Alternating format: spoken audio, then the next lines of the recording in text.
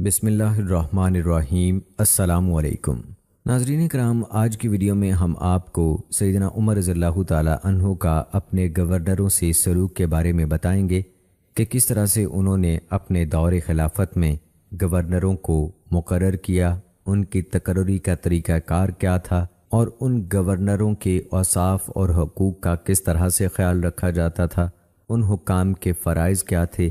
اس کے علاوہ ناظرین، ہم آپ کو سیدنا عمر رضی اللہ تعالی عنہ کے دور خلافت میں ریاست کے مختلف صوبوں کی تقسیم کس طرح سے کی گئی، ان کے مختلف صوبہ جات کے بارے میں بھی آپ کو تفصیل سے بتائیں گے اور ان کے گورنروں کے تقرر کے حوالے سے بھی بتائیں گے، کس صحابی کو کہاں کا گورنر مقرر کیا گیا اور کس کو معزول کیا گیا۔ یہ تمام تر تفصیلات ہماری آج کی ویڈیو کا حصہ ہیں، تو اس کو آخر تک لازمی دیکھیے گا۔ تو آئیے ناظرین، آغاز کرتے ہیں اپنی آج کی اس ویڈیو کا۔ دوستو، سیدنا عمر رضی اللہ تعالی عنہ عبقری شخصیت کے حامل تھے۔ وہ اللہ تعالیٰ کے فیاض بارگاہ سے غیر معمولی صلاحیتیں لے کر پیدا ہوئے تھے۔ کوئی معاملہ چھوٹا ہوتا یا بڑا، وہ اس کے ہر پہلو پر غور فرماتے تھے اور پھر بڑا جچا تلا فیصلہ دیتے تھے۔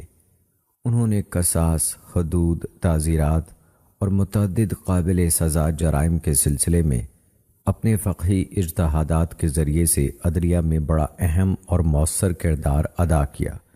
ان کے اجتہادات، ان کی بصیرت، بالغ نظری، وسعت علمی، مقدمات کو گہرائی سے سمجھنے اور شریعت کے بنیادی مقاصد کے بھرپور ادراک کا روشن ثبوت ہیں۔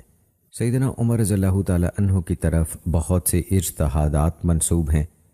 ان میں سے چند کے بارے میں ہم آپ کو سب سے پہلے بتاتے ہیں۔ سیدنا عمر رضی اللہ تعالی عنہ اس مردار جانور کی کھال کو جسے دباغت سے پاک کر دیا جائے پاک سمجھتے تھے، جو زندگی میں پاک اور طاہر ہوتا، یعنی جو جانور نجس ہوتے ہیں۔ عمر رضی اللہ تعالی عنہ ان جانوروں کی کھال دباغت سے پاک ہونے کے قائل نہ تھے۔ سیدنا عمر رضی اللہ تعالی عنہ لومڑی کی کھال پر نماز ادا کرنا مکروہ سمجھتے تھے۔ سیدنا عمر رضی اللہ تعالی عنہ زوال کے بعد روزہ دار کے لیے مسواک کرنا مکروہ نہیں بلکہ مستحب خیال کرتے تھے۔ وہ مقیم کے لیے جرابوں پر مسح 1 دن اور رات، جبکہ مسافر کے لیے 3 دن اور 3 راتوں تک مباح قرار دیتے تھے۔ وہ مدت مسح کا آغاز حالت حدث کے بعد شمار کرنے کے قائل تھے۔ جمعے کا وقت زوال آفتاب کے بعد سمجھتے تھے۔ اعلی تناسل کو چھونے سے وضو ٹوٹ جانے کے قائل تھے۔ وہ عید الاضحیٰ کی تکبیرات، یوم عرفہ کی نماز فجر سے لے کر ایام تشریق کے آخری دن نماز عصر تک سمجھتے تھے۔ سیدنا عمر رضی اللہ تعالی عنہ بچے اور دیوانے کے مال سے زکوٰۃ ادا کرنے کے قائل تھے۔ وہ بیوع میں خیار فسخ کے قائل تھے کہ جب تک مجلس عقد برخاست نہ ہو، فریقین کو فسخ کا اختیار حاصل ہے۔ وہ رہن کے بارے میں اس شرط کو فاسد سمجھتے تھے کہ اگر رہن رکھنے والا مقررہ وقت پر قرض واپس نہ کر سکے تو رہن شدہ چیز قرض کے عوض بیچ دی جائے۔ سیدنا عمر رضی اللہ تعالی عنہ اگر کسی مفلس کے پاس کسی قرض خواہ کی مطلوبہ چیز پاتے تو قرض خواہ کو اس کا حقدار سمجھتے تھے۔ عمر رضی اللہ تعالی عنہ کسی یتیم بچی کو بالغ ہونے کے فوراً بعد اس کا مال اسے دینے کے قائل نہ تھے۔ وہ فرماتے تھے کہ یتیم بچی کا مال اسی وقت دیا جائے جب وہ شادی کر لے اور اس کے ہاں بچے کی ولادت ہو جائے یا اسے شوہر کے گھر گئے ہوئے 1 سال بیت جائے۔ سیدنا عمر رضی اللہ تعالی عنہ کسی جانور کی آنکھ ضائع کر دیے جانے پر اس کی قیمت کے 1/4 حصے کو اس کے مالک کو دینے کا حکم فرماتے تھے۔ سیدنا عمر رضی اللہ تعالی عنہ صرف منقولہ غیر تقسیم شدہ جائیداد میں حق شفا کے قائل تھے۔ وہ پڑوسی کے حق شفا کے قائل نہیں تھے۔ وہ ہر قسم کے درختوں میں مساقات درست خیال کرتے۔ سیدنا ابو بکر اور عمر رضی اللہ تعالی عنہ لباس دینے کے عوض مزدور رکھنے کو درست خیال کرتے تھے۔ سیدنا عمر رضی اللہ تعالی عنہ ہبہ کو تب ہی لازم سمجھتے تھے جب وہ قبضے میں آ جائے۔ ہبہ اگر کسی غیر رشتہ دار کو دیا گیا ہو اور اس پر اسے کوئی بدلہ بھی نہ ملا ہو تو سیدنا عمر رضی اللہ تعالی عنہ ایسے ہبہ میں رجوع کے قائل تھے، اور اگر ہبہ کسی عزیز یا رشتہ دار کو دیا ہو تو مطلقاً رجوع کے قائل نہ تھے۔ وہ ملنے والی گمشدہ چیز کی 1 سال تک تشہیر کرانے کے قائل تھے۔ وہ تشہیر سے پہلے گمشدہ ملنے والی چیز میں معمولی تصرف کو جائز سمجھتے تھے۔ وہ گمشدہ ملنے والی کسی بھی چیز کے 1 سال تک تشہیر کرانے کے بعد اسے اسی شخص کی ملکیت خیال کرتے تھے جسے وہ چیز ملی تھی، چاہے وہ مالدار ہو یا فقیر۔ وہ گمشدہ ملنے والی چیز کا اسی شخص کو امین قرار دیتے تھے جسے وہ چیز ملی ہو۔ وہ وصیت کے بارے میں رجوع اور اس میں تبدیلی کے قائل تھے۔ وہ کلالہ اس میت کو خیال فرماتے تھے جس کی اولاد اور والد نہ ہوتا تھا۔ وہ وراثت میں بہنوں کو بیٹیوں کے ساتھ عصبہ خیال کرتے اور باقی مال انہیں دینے کے قائل تھے۔ وہ وراثت کے باب میں مسئلہ مشترکہ کے قائل تھے، جیسے کہ اگر میت کے وارثوں میں سے خاوند، ماں، اخیافی بھائی اور نسبی بھائی ہوں تو علماء کے درمیان اس مسئلے میں طریقہ تقسیم وراثت مختلف یا رہا ہے۔ حضرت عمر، حضرت عثمان اور حضرت زید رضی اللہ تعالیٰ عنہ سے منقول ہے کہ انہوں نے سگے بھائیوں اور اخیافی بھائیوں کو ثلث میں شریک فرمایا اور مردوں کو عورتوں سے دگنا دیا۔ صرف سیدنا عمر رضی اللہ تعالیٰ عنہ سے منقول ہے کہ انہوں نے اخیافی بھائیوں کو محروم کر دیا۔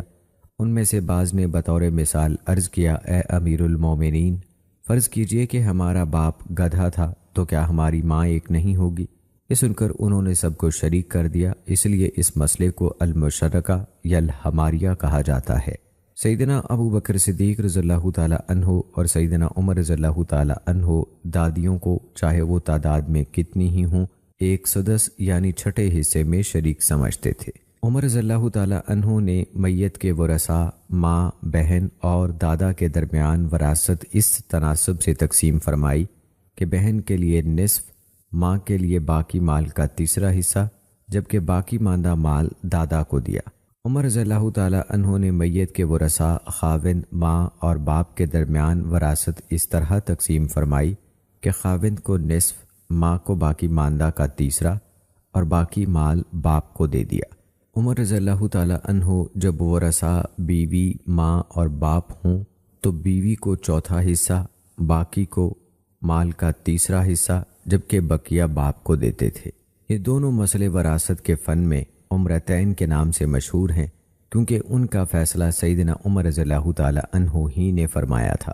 وہ اصحاب الفروض اور اسبا کی عدم موجودگی میں ذوالارحام کی وراثت کے قائل تھے۔ یہ وہ چند فقہی اجتہادات ہیں جو سیدنا عمر رضی اللہ تعالیٰ عنہ کی طرف منسوب کیے جاتے ہیں۔ یہ مسائل مکمل تحقیق اور شرح و بسط کے متقاضی ہیں۔ آئیے ناظرین، اب تذکرہ کرتے ہیں سیدنا عمر رضی اللہ تعالیٰ عنہ کا اپنے گورنروں سے سلوک کے حوالے سے۔ سیدنا عمر رضی اللہ تعالیٰ عنہ کے دور خلافت میں ریاست کی حدود دور دور تک پھیل گئیں، تو انہوں نے نظام خلافت کو بہتر طریقے سے چلانے اور ذرائع آمدنی کی مؤثر نگرانی کے لیے مملکت کو بڑے بڑے انتظامی حصوں میں تقسیم کر دیا اور تمام دور افتادہ علاقوں میں اپنے گورنر مقرر کیے۔ سیدنا عمر رضی اللہ تعالیٰ عنہ کے دور خلافت میں ریاست کے مختلف صوبوں کی تقسیم اس طرح تھی جس طرح ابو بکر صدیق رضی اللہ تعالیٰ عنہ کے دور خلافت میں تھی۔ ان میں صرف اتنا فرق پیدا ہو گیا کہ یہ علاقے پہلے سے زیادہ پھیل گئے اور وقتاً فوقتاً ان علاقوں کے قائدین کے مناصب میں تبدیلیاں کی گئیں۔ ان صوبوں کے بارے میں آئیے اب آپ کو تفصیل بتاتے ہیں، جن میں سب سے پہلے ہے مکہ مکرمہ۔ سیدنا عمر رضی اللہ تعالیٰ عنہ کے دور خلافت میں سب سے پہلے مکہ کا گورنر محرز بن حارثہ بن ربیعہ بن عبد الشمس مقرر ہوا۔ ناظرین کرام، سیدنا عمر رضی اللہ تعالیٰ عنہ نے اپنے دور خلافت میں مکہ مکرمہ میں جو سب سے بڑا کام کیا وہ حدود حرم میں مکی کی توسیع تھی۔ سیدنا عمر رضی اللہ تعالیٰ عنہ نے حرم سے متصل بہت سے گھر خرید کر مسمار کرا دیے اور حرم میں شامل کر دیے، پھر اس کے گرد چھوٹی چھوٹی دیواریں چنوا دیں۔ حج کے دنوں میں مکہ مکرمہ کے مختلف مقامات پر امیر المومنین سیدنا عمر رضی اللہ تعالیٰ عنہ کی مختلف علاقوں سے آنے والے گورنروں سے ملاقات ہوتی تھی۔ سیدنا عمر رضی اللہ تعالیٰ عنہ کے دور خلافت میں مکہ مکرمہ کو ریاست کے اہم ترین صوبوں میں سے انتہائی اہم صوبہ شمار کیا جاتا تھا۔ اس صوبے کا اسلامی ریاست میں سب سے بلند مقام تھا۔ مکہ مکرمہ کے بعد دوستو باری آتی ہے مدینہ منورہ کی۔ مدینہ منورہ کا بلا واسطہ گورنر خود خلیفہ وقت ہوتا تھا، کیونکہ